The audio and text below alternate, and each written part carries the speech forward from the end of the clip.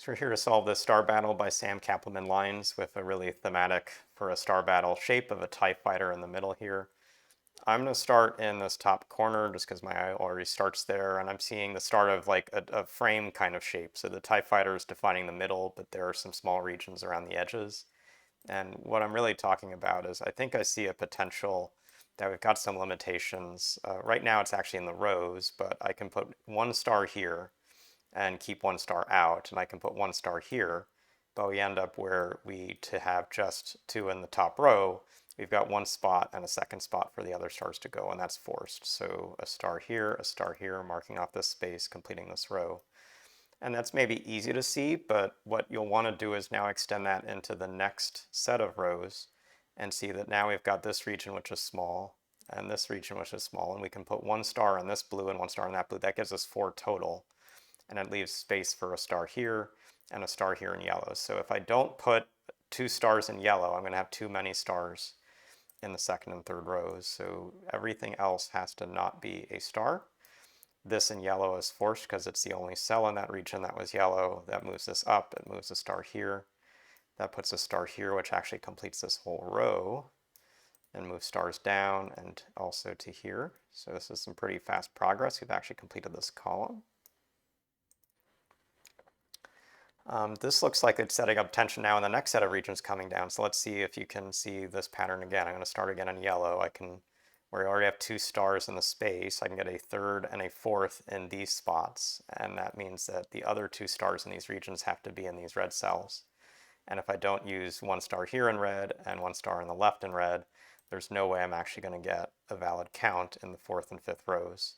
So this is forcing the star in the 4th row over here, which puts a star forced here on the right side, marks these into the grid, completes this space fully, and it's really good starting progress. And as I'm actually doing this, I'm now seeing the center of this TIE fighter is super simple with the S tetrominos. I could have marked these at the start, but they don't give you much until you really do the count from top and bottom. So right now we've got a really quick start to the grid. We've got some completed rows.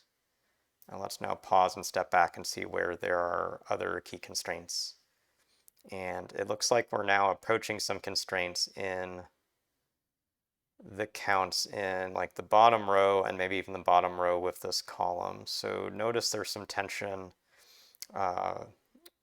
This bottom region, for instance, could take only cells in the bottom row, or it could use this cell.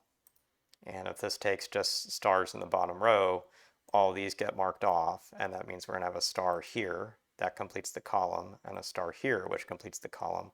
And that's going to really like build off all this space and all this space. And now it means that in this region we have to put 2 more stars here in orange, and we get 3 in this whole space. So the tension of like when you see a division of the grid that's going to leave a single cell as an option or a big pattern, in this case using only cells in the last row, this single cell is really suspect, and it turns out it's going to need to be a star. And I think another reason you can intuit that it will have to be a star is just from thinking of the counts in these outer two columns here, the top rows and the bottom rows. So we need to get a total of 4 here, but we have 2 more here and 2 more here to go. And I think if you don't use this cell or this cell, you run into an issue. And a trait of how we were filming in the row, particularly not taking this cell, was going to keep that count from working out. So anyway, working through this star place leaves 1 in this column. This star being forced, it clears out this whole swath of this row. That puts a star in here, which is going to cancel up, and these will cancel over. This region now has 1 star to place in this column, which is here, and this star to place to finish this column as well. With 1 here and 1 here, those all look good. We have finished this column and marking those cells. That moves this over. This is going to get another star in one of these 4 cells, but that means this is now needing to go to the left, cancels this out. I'm seeing we've not looked at the gray shape at all so much, but we've got 3 cells left in it, so that looks pretty forcing. And I don't have much I know around these 2, but look at this column. This column has 2 cells left for its last star. That cancels this gray cell, and now I quickly know these have to be true.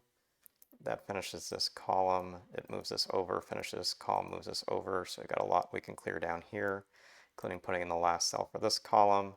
We finished this row by marking in the cell, so that moves this up. These get canceled over. This big white region has a star here as well as a star here, but that cancels and finishes this row. This moves up. I've finished this column, so got to put a star in there. Can cancel this from the star around, can cancel this from the finished row.